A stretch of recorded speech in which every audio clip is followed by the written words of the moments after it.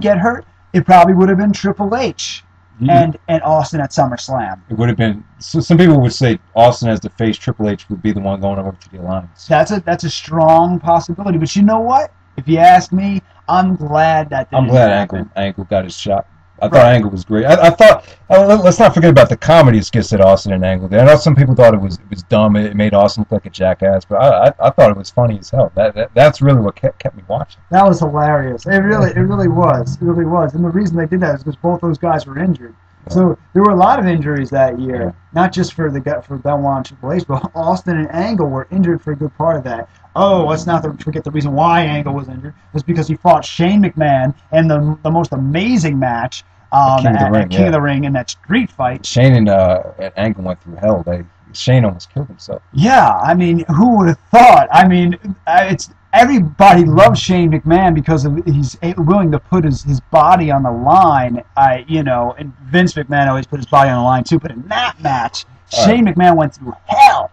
Yeah. All right. So also from 2001, let's not forget about Benoit and Jericho. Some of the injuries really opened the door up for Benoit and Jericho to shine as a tag team, and then they got the title shot. How do you think the Benoit Jericho thing went in retrospect? It was awesome to see them beat Triple H and Steve Austin, even though that was the match that Triple H tore his quad. It's fun to go back and look at how that happened, and it's to Triple H's credit that he was able to finish that match. But it was fun to see them become tag team champions. They also, and these are the same guys who they had a ladder match at Royal Rumble earlier that year. That was awesome. Got the year off to a great best ladder match of all time. Yeah, and from a technical standpoint. Yeah, from a technical standpoint, I agree with you. So some Shawn Michaels fans would really disagree with you on that one, but definitely. And then let's not forget WrestleMania 17, greatest WrestleMania awesome. of all time. Yeah. One of the greatest.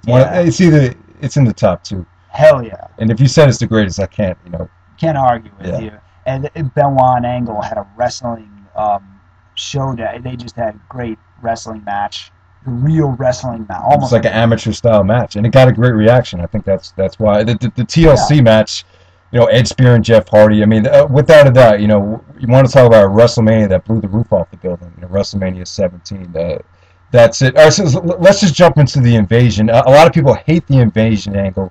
We actually love it. Why do you think we liked it a lot more than some of the fans that were watching during the Monday Night Wars? Because we saw fresh faces. We saw fresh faces. I think a lot of people didn't. Some people didn't like it because they weren't seeing Goldberg. They weren't seeing the NWO. Flair, they didn't have Hogan. They didn't have Flair. They wanted all the big names, right? Which would have resulted in poorer matches. I really think it would have been higher ratings, but the match quality would have been way down. I think the match quality was better with what they had. I love what they had. You had Austin, Angle, RVD, Booker T, and Shane McMahon. That was like the core, the top 5 guys. I love it. It's true. It's crazy. It's crazy when you look back on it. But you also had some great guys coming. You had Gregory Helms, great cruiserweight wrestler. He came in at that time. You also, you had some good talent. You had some of the guys are mediocre, like Sean O'Hare and Sean Stasiak. Yeah. Oh yeah. So some of the, don't get me wrong, a lot of the guys were crap. But I thought Booker T and RVD. I really don't think they lived up to their potential in WWF because of the booking. But those two guys really brought me in as well. So don't get me wrong. I'm not trying to say, look, a lot of the guys that came in, they didn't have a whole lot to offer. But it was fun to watch. And I thought the storyline was very well executed with the Invasion coming in and Austin turning heel. What was the name? Was it Vengeance? Invasion. Oh God, Invasion. What's wrong with me? Invasion. That was when Austin turned heel again. Again, he turned heel. He went from heel to face, which I went crazy for. And then he turns heel again. I wanted to kill him. I was so angry when he turned on the WWE. I love that. I thought that was very well executed. Let's not forget, people said Austin wasn't hated at all during this heel run. After he turned at Invasion, I think he was hated for sure. He was very hated. I think when October rolled around, he started to get cheered again. With the whole what thing was just catching on. Yeah. You couldn't ignore it. Right, exactly. But for a few months there, he was the top. Austin was just a genius on SmackDown. The way he used to bully Taz, he made Taz was a former ECW champion, and Austin just made him look like shit like several times. Yeah, well, that's not just Austin's fault. That's the WWE's fault. You know, Taz could have been a freaking wrecking machine. I think the Austin Angle feud is one of my favorite feuds of all time, actually. And I love the way RVD and I love the interaction between RVD and Austin when RVD was going to take over the Alliance. During that time, I thought that was cool as well. That was awesome. RVD was great. It was great to see him come in, man, because he was different. He wasn't, I'm going to kick your ass. He's just, you know, hey, I'm RVD. It's cool. It's cool. You know, like, it was fun to see that. It was like, who does that? What kind of wrestler? Every other wrestler in the world has to stand there and be like, I am the best wrestler in the world, and you will, you know, like, all that crap. You know, RVD comes in, it's like, it's all good. It's cool, man. He's a good wrestler. I'm better. You know, it's like, that's awesome. Actually, you do a better RVD than I do. I know. I know. Van Dam, you know, obviously he was on fire. Also, he had a great feud with Jericho and The Rock over the WCW title. And then eventually Jericho unified the belts by the end of the year. Am I leaving anything out? I don't think so. I mean, I wasn't one thing that wasn't great about 2001 was the Undertaker and Steve Austin feud. I didn't like that. No, it wasn't great. No. I didn't care for that.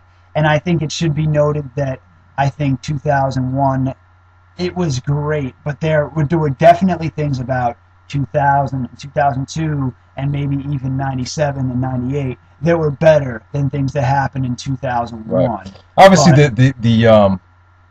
the business started going downwards, right? Like the buy rates weren't as good, the ratings weren't as good. So there was a drop in popularity. A lot of people thought, you know, wrestling started to become gay at this point because of all the WCW guys. But I thought the core group of guys, you know, Angle, RVD, Jericho, Rock, Austin, you know, Triple H, all those guys were at the top of the game at the time, and I just thought it made for such an amazing year.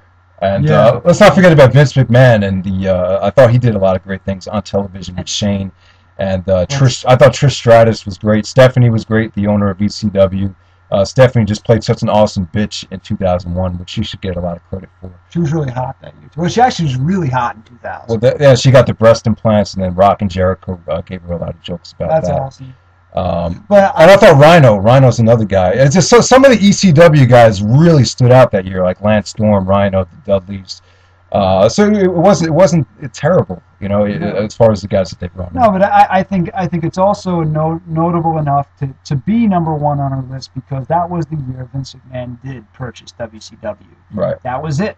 It was over. WWE had won the war, and that's why I think it's an important year. I think being number one, as we're talking about, I almost feel like, wow, 2000 could be number one, or 1998 or 2002 could be number one. But you never know. For me, it's definitely in the top three because if you look at the year, you go back and look at it. It wasn't just Steve Austin. You had The Rock. You had RVD. You had Chris Jericho. That's the thing. You had Triple H. You had a great roster.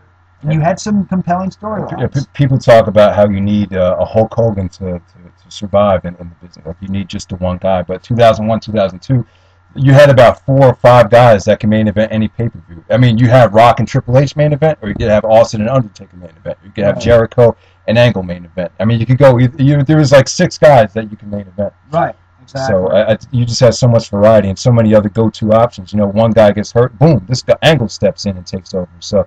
You just had a very reliable roster at the time. Absolutely. Yeah. And so that's pretty much it. I hope you guys enjoyed the video. Yeah, this is pretty fun.